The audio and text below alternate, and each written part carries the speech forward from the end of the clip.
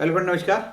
मैं दिनेश शर्मा। आज आपको मेष लग्न के विषय में बताऊंगा। किसी जातक की मेष लग्न है, उसका नवम भाव में सूर्य हो तो किस प्रकार के फलित हो सकेंगे, और जो शास्त्रीय मत है वो शास्त्रीय मत क्या कहते हैं कि किसी जातक के यदि नवम भाव में सूर्य हैं तो किस प्रकार के फलित होना चाहिए। यूट्यूब में डिस्क्रिप्शन बॉक्स में टाइम स्टैम्प लगा है। आपको जो भी उचित लगे, वीडियो का जितना भी हिस्सा उचित लगे और देखने की प्राथमिकता उस हिसाब से देख सकते हो। वीडियो लगभग 4 भागों में बटा है।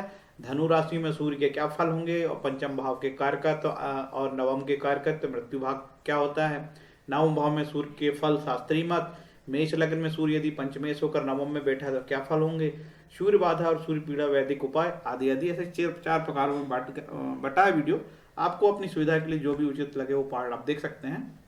मेष लग्न मेष लग्न के जातक ये ध्यान दें कि आपका सूर्य पंचमेश होके नौवा बैठा है। ये आपकी मेष लग्न हुई और ये सूर्य पंचमेश हुआ, पंचम में बैठ के 9वें भाव में गया, तो निश्चित रूप से ये शुभ फल है। एक सामान्य सा भी ज्योतिषी बता सकता है कि पंचम भाव और 9वां भाव बहुत शुभ है, लेकिन शास्त्रोक्त क्या मत है और जो है कारकत्व क्या कहते हैं, क्या कारकत्व पीड़ित हैं, तो उस विषय की जानकारी। ठीक है। आरोग्यम भास्कर आदि क्षेत्र, भगवान सूर्य आरोग्य के देवता है। भास्कर की उपासना प्रार्थना से आरोग्य मिलता है, ऐसा ऋग्वेद में लिखा हुआ है। तो भास्कर की, भगवान सूर्य की उपासना जरूर करें। जल दें ईश्वर, पानी को, सूर्य को जल जरूर देना चाहिए। अब ये जो आपकी सूर्य यदि आपका धनु राशि में बैठा है, मेष लग्न की कुंडली है आपकी, 9वें भाव में सूर्य बैठा है, तो 9वें भाव में धनु राशि हुई। तो धनु राशि काल पुरुष के किस अंग को प्रभावित करती है, किस अंग का प्रतिनिधित्व करती है, रिप्रेजेंट करती है, तो ये जानिए। धनु राशि ये जो है, मैंने एक सिंबल बनाया है यहाँ पे काल पुरुष का, और ये जो घुटने के थोड़े से ऊपर भाग में और ये जांग के नीचे वाले भाग में धनु राशि का प्रतिनिधित्व करती है। धनु राशि का स्वामी गुरु कहलाता है। तो निश्चित रूप से ये राशि किसी स्तर पे पीड़ित होगी तो जातक को उस स्थान पे, उस एरिया में कोई तकलीफ हो सकती है। राशि अनुसार शारीरिक अंग, धनु राशि किस चीज का प्रतिनिधित्व करती है और डिटेल चलते हैं। कूल्हे, जांग, धमनी तंत्र, कूल्हे एवं जांगों की हड्डियों का प्रतिनिधित्व करती है। धनु राशि का सामान्यतः निवास माना जाता है हाथियों एवं घोड़ों का स्थान, राजा का निवास स्थान, युद्ध क्षेत्र, किला, विश्रामालय और सैन्य छावनी, अधिकारी का स्थान आदि। ये सब चीजें एस्ट्रोलॉजर को बहुत काम आती है प्रेडिक्शन देते समय। राशियों की कुछ विशेषता है, जैसे कि धनु राशि एक अशुभ राशि मानी जाती है और जो पुरुष राशि इसकी विशेषता है। ठीक है। और इसके बाद द्विस्वभाव राशि है, धनुष राशि द्विस्वभाव राशि है। इसकी प्रवृत्ति अग्नि प्रवृत्ति की, ये जो है अग्नि प्रवृत्ति की राशि मानी जाती है धनु राशि।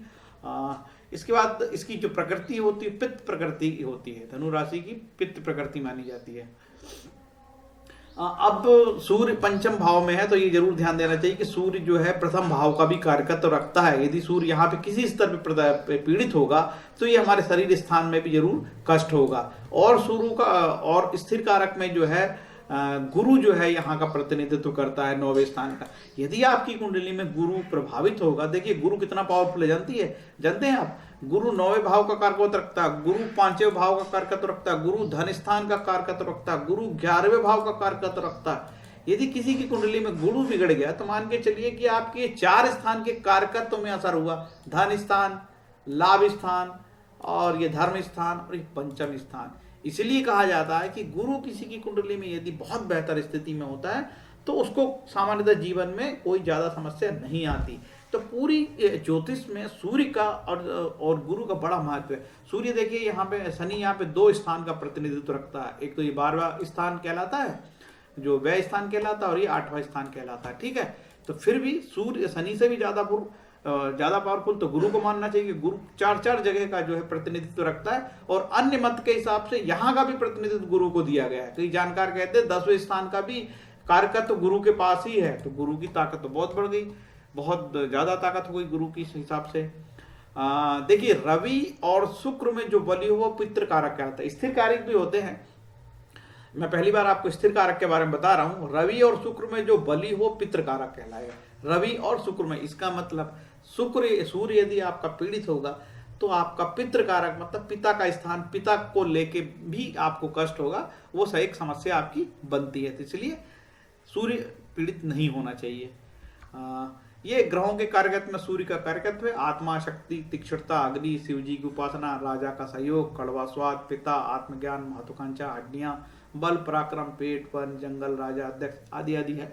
आप वीडियो रोक के इसको देख सकते हैं। ये पंचम भाव का कार्यकत्व है। संतान के नाम से जाना जाता है, सुत भाव, संतान संबंधी भाव। लेकिन संतान के अलावा भी इस भाव का बड़ा महत्व, बड़ा आध्यात्मिक भाव है। ये पांचवा भाव, 9 भाव बहुत आध्यात्मिक है। यदि ये दोनों भाव बिगड़ते हैं तो जो जातक की है ईश्वर भक्ति में कम इंटरेस्ट लेता है, कम आध्यात्मिक होता है। ठीक है, तो पंचम भाव संतान संबंधी सुख है। मन, बुद्धि, शिक्षा, विद्या, प्रतिभा, पेट, उदर, पाचन तंत्र, मंत्रों द्वारा देवताओं की पूजा अर्चना, विवेक तथा विद्वता, सास की मोहर, कर, आत्मा, प्राण शक्ति, गर्भ, श्रुति, स्मृति, जुआ, सट्टा तथा लॉटरी, पितामह।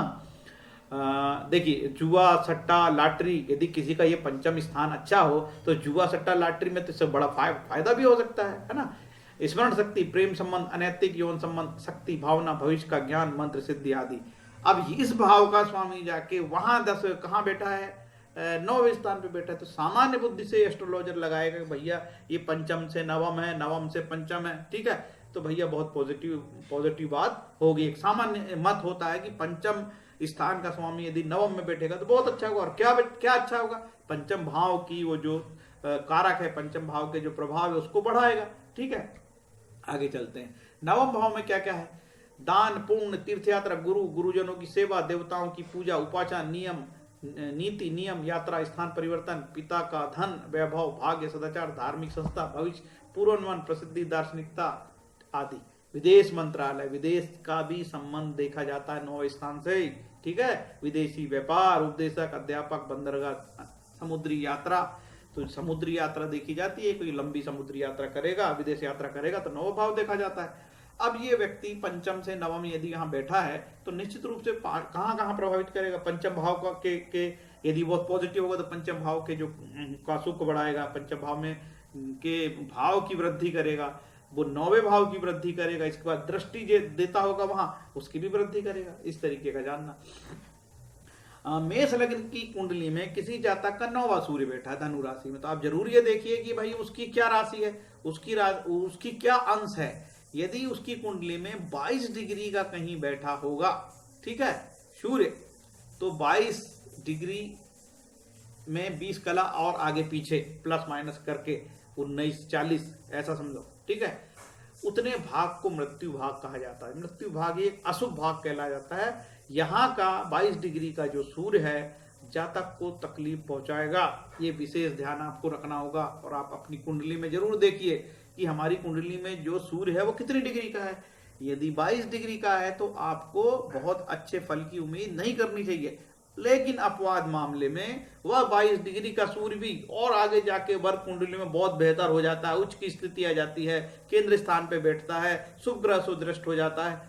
तो इस प्रकार के जो कथन है, नेगेटिव कथन, ये नहीं भी होंगे। जातक तत्व में लिखा है यदि धनु राशि का सूर्य हो तो क्या प्रभाव होगा। धनु राशि में सूर्य में धान्य मतलब संपन्न आदमी, राजप्रिय, विद्वान, देवगुरु, ब्राह्मण का आदर करने वाला, शस्त्र आदि संचालन में पटु, व्यवहारिक, मिलनसार, चरित्रवान, सदाचारी, शांत, धनी, दीर्घ, सुदर्शन, बप्पू, परोपकारी। सिंपल बात है। देखिए 9वां स्थान तो वैसे ही पॉजिटिव स्थान है। अब वहां पे यदि कोई आएगा पंचमे सूर्य जाके, सूर्य वैसे ही जो है शरीर की आत्मा है, आत्मा का भी प्रतीक होता है सूर्य, आत्मा का कारक है। अब पंचमे सबसे शुभ स्थान, उसका स्वामी 9वें स्थान पर जाएगा और पॉजिटिव हो जाएगा। ठीक है, लेकिन बिगड़ना नहीं चाहिए। कोई शनि से दृष्ट हो जाए, वहां मंगल बैठ जाए तो फिर बड़ दिक्कत हो जाए भाई, है ना। राहु बैठ जाए वहां पे तो फिर वो पाप प्रभावित हो गया। अब देखिए महान ज्योतिषियों के मत, जो शास्त्रीय मत है, खासकर जयदेव, काशीनाथ, चमत्कार चिंतामणि, इन लोगों के क्या मत हैं ये भी हमको जानना चाहिए कि इन शास्त्रीय मत आखिर क्या है। इसी बात का तो वीडियो बनाया जा रहा है। और आपको एक ही वीडियो में जयदेव क्या बोलता है 9वें भाव के सूर्य के लिए, मानसागरी क्या बोलता है, डॉक्टर रमन, डॉक्टर भृगु वरामीर क्या बोलते हैं, खेट गौतम क्या बोलते हैं, कल्याण वर्मा क्या कहते हैं, सब आपको यहाँ बताया जा रहा है। तो ये वीडियो देखने से आपको इतना सारा लाभ मिल रहा है, ये आपके लिए बोनस है। ठीक है, इसलिए तो बनाया जा रहा है। कुछ स्पेशल होना चाहिए ना वीडियो बनाने में, नहीं तो बहुत सारे वीडियो ऑलरेडी ज्योतिष के डले हुए हैं, कोई बड़ी बात नहीं। 9वां सूर्य आप लिखो तो 9वां सूर्य के ढेर वीडियो जाएंगे, लेकिन कुछ हटके होना चाहिए ना। सूर्य 9वें भाव में तो जीवनाथ क्या बोलते हैं। ठीक है, आप देखिए यहाँ मैंने सबका नाम लिखा है, तो यहाँ जीवनाथ का भी नाम लिखा होगा, देख लीजिए। जीवनाथ, सब लोगों से पूजित, परंतु सहोदर भाई और अन्य लोगों से चिंता बराबर बनी रहती है। परदेश में रहने से मन उद्विग्न रहता है। बहुत अच्छा नहीं है, सब लोगों से पूजित, लेकिन थोड़ा सा आधार, कुछ थोड़ा चिंता की बात भी बताया जीवनाथ ने। काशीनाथ बोलते हैं बुरे काम करने वाला अभागा, विद्याहीन, विवेकहीन, आचारहीन होता है। काशीनाथ ने लगभग नेगेटिव बताया है। कल्याण वर्मा सारावली के लेखक, इन्होंने बताया धन सुख, पुत्र सुख, देवता तथा ब्राह्मण का आदर करता है। पिता से मधुर संबंध नहीं होंगे, स्त्री से प्रेम नहीं होता। ठीक, आगे चलते हैं। मंत्रेश्वर महाराज फल दीपिका के लेखक हैं। ये कहते हैं पिता की मृत्यु होती है, लेकिन पुत्र सुख, भाई सुख मिलता है, देव ब्राह्मण भक्त होता है। ये जो कई मंत्रेश्वर महाराज ने ये कहा है नेगेटिव, उसके पीछे एक तर्क और भी दिया जाता है कि सूर्य का कारक जो है, नौवें भाव का भी सूर्य कारक है। ठीक है, तो इस कारको भाव नाशाय वाली भी बात होती है वहां पे। जयदेव, संतान ऑब्लिक धन सुख पुत्र योग होते हैं, सुखी बुद्धिमान, किंतु मातृकुल से संबंध अच्छे नहीं होते, मामा मामी से संबंध अच्छे नहीं। जयदेव ने बोला। वराहमीर बोलते हैं पुत्र सुख, धन सुख, शौर्य सुख। वराहमीर ने सारा पॉजिटिव बताया है, पुत्र सुख, धन सुख, शौर्य सुख। सत्याचार महान ज्योतिषी थे, इन्होंने कहा है सदाचार से विरोध, रोगी दीन, नेगेटिव बताया है। वैद्यनाथ, पुत्र विरोधी, गुरु विरोधी, दूसरे धर्म को अपनाता है, अर्थात विधर्मी होगा। वैद्यनाथ ने नेगेटिव बताया। मानसागरी, सत्यवक्ता, सुंदर केशों वाला, कुल हितैषी, देवता ब्राह्मण का सम्मान करने वाला, धनाढ्य, दीर्घायु और रूपवान। मानसागरी ने पॉजिटिव बताया है। डुंडीराज कहते हैं कि धर्म और कर्म में श्रद्धा, श्रेष्ठ भक्ति वाला, पुत्र सुख, मित्र सुख से युक्त होता है। ओके, ये डुंडीराज ने बताया। अब्दुल रहीम खान खाना, ठीक, इन्होंने बोला है प्रसिद्ध होगा, दूसरों के धन से सुखी होगा, दूसरों को धन मिलेगा, इसको सुशोभित होगा, काम के में विद्ध होगा, मतलब ज्ञानी होगा, काम मात्र पक्ष से सुखी नहीं होगा। ठीक है। भृगु सूत्र कहते हैं, भृगु ऋषि, देवता भक्त पूजक बहुत भाग्यशाली नहीं, पिता से अनबन, ऐसा।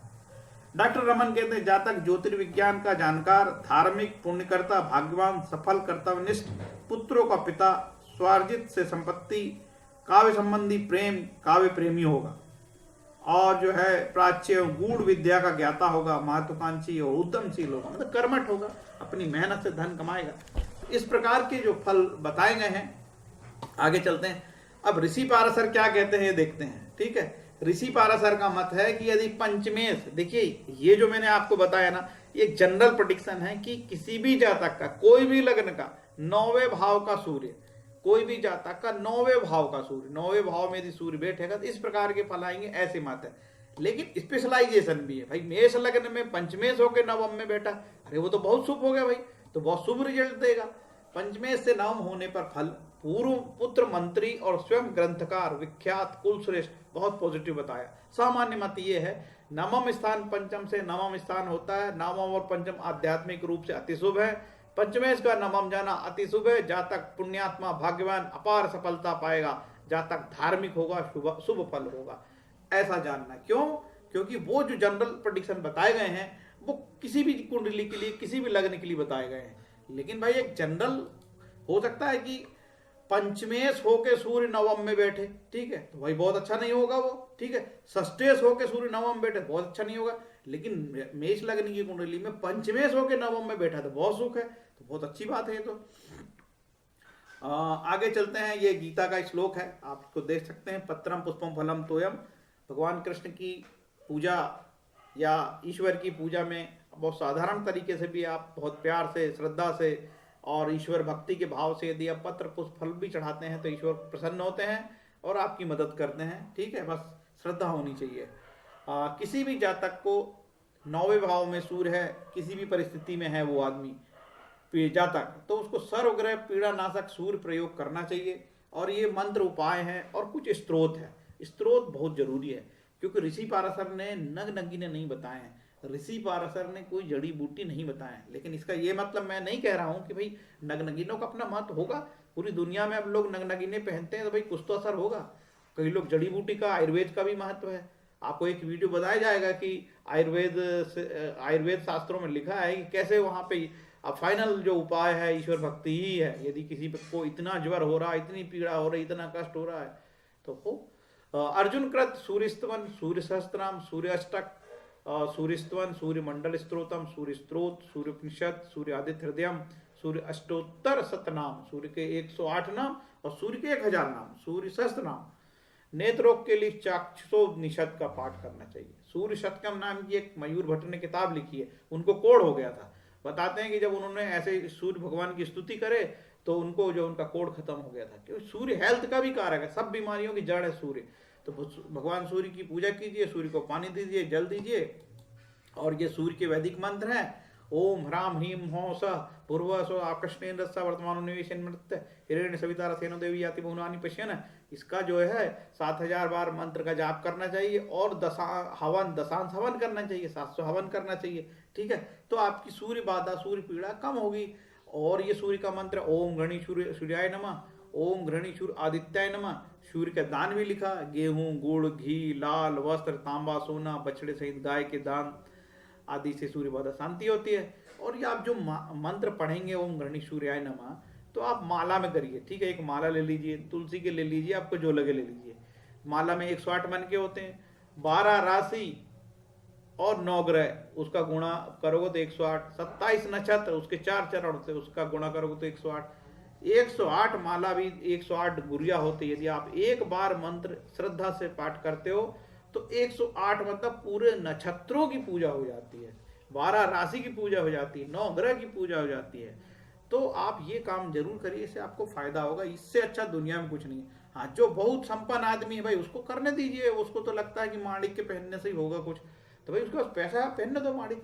हमारे पास पैसे नहीं, हम गरीब आदमी है, हमारी नौकरी चल गई कोरोना में, हम कहाँ से करेंगे भाई। हमारे पास तो 9 ग्रह की पूजा बता दूं तो भाई आजकल तो सब चीजों के 9 ग्रह की पूजा बोलेगा नहीं मैं कुछ नहीं लेता, वो कर्मकांडी बोलेगा मैं तो सब कुछ लेता ही नहीं, वो तो इतना सामान लगेगा उसका, उसके लिए लगेगा। फिर मैंने आपको बता दिया, इसलिए बताया पत्रम पुष्पम फलम तोयम, है ना। उसको बोलना ये भी है एक तो श्लोक भगवान गीता का ना, पत्रम पुष्पम फलम तोयम ये भक्त्या प्रचति तदम भक्त उपहतम असनामी प्रयत आत्मना। यदि कोई प्रेम तथा भक्ति के साथ मुझे पत्र पुष्प फल या जल प्रदान करता है तो मैं उसे स्वीकार करता हूँ। उसको ये मंत्र जरूर पढ़ा देना, तो बहुत चिढ़ जाएगा आपके ऊपर, क्योंकि कोई भी कर्मकांड ये मंत्र बिल्कुल पढ़ना नहीं चाहता है। लेकिन ऋषि पारसर ने लिखा है कि आपकी जो है जैसी आपकी इस आर्थिक स्थिति है उसी अनुरूप आपको ईश्वर की प्रार्थना में धन का खर्च करना चाहिए। क्यों कि भाई किसी जातक का राहु में गुरु है, गुरु में राहु है, तो लिखा है कि भाई सोने का मूर्ति बनाना चाहिए। तो संभव नहीं है कि हर एक आदमी सोने की मूर्ति बनाए, तो उसमें आर्थिक स्थिति बात वाली भी बात आई। आपकी जो क्षमता है, क्षमता के अनुसार आप करें तो उससे आपको फल मिलेगा। ठीक है, तो ये रहा आज का वीडियो। मुझे लगता है किसी भी जातक का यदि सूर्य नौबा है और किसी प्रकार की पीड़ा मिल रही है तो मेन ये उपाय है, ओम घृणी सूर्याय नमः, ओम घृणी सूर्य आदित्याय नमः, इसी का लगाइए, बढ़िया मंत्र जाप करिए, अच्छा रगड़ के करिए 7000 बिल्कुल, है ना। और बढ़िया से कर्मकांडी को बुलाइए जोरदार, जो अपना कम दाम में करता हो और झूठ झपाट नहीं बोलता हो, उसको बुलाइए, बढ़िया सम्मान से भोजन करवाइए उसको, और बोलिए कि बढ़िया से महाराज हमारी पूजा करो और कम में करो, हमारी आर्थिक स्थिति अच्छी नहीं है, तो आपको ये सब समस्याएं हैं जो आ रही है सूर्य को लेके, और आपकी हेल्थ की प्रॉब्लम आ रही है, या सरकार से कष्ट भी हो सकता है ना, सूर्य राजा है, सरकार से दंड मिलता है, तो वो दंड में भी कमी आएगी। सरकारी समस्याएं हैं, बाधाएं हैं, सरकारी काम रुके हैं, बहुत सारी चीज़ें होती हैं हेल्थ को लेके।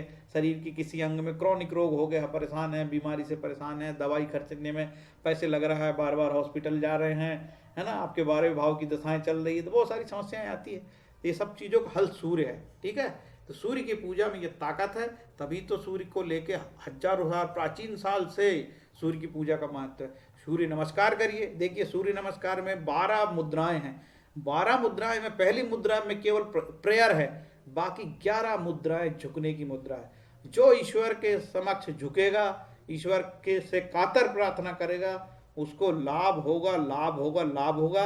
ऐसा ऋषि, ऐसा भगवान ब्रह्मा ने वरदान दिया है ग्रहों को कि कोई भी जातक को कोई भी कष्ट हो, यदि आपसे रिलेटेड वो मंत्रों का जाप करते हैं, आपका प्रार्थना अनुनय विनय निवेदन करते हैं, तो आप उनकी मदद करना। ऐसे भगवान ब्रह्मा ने ग्रहों को बोला है, तो ग्रहों की तो मजबूरी है भाई, शनि कितना ही खराब हो, लेकिन हम शनि की प्रार्थना कर रहे हैं, पूजा पाठ कर रहे हैं, हम शनि से निवेदन कर रहे हैं। ऐसा दुनिया में कोई नहीं है कि आप किसी का निवेदन करो और वो आपको लात मार के भगा दे, ऐसा नहीं है, ठीक है।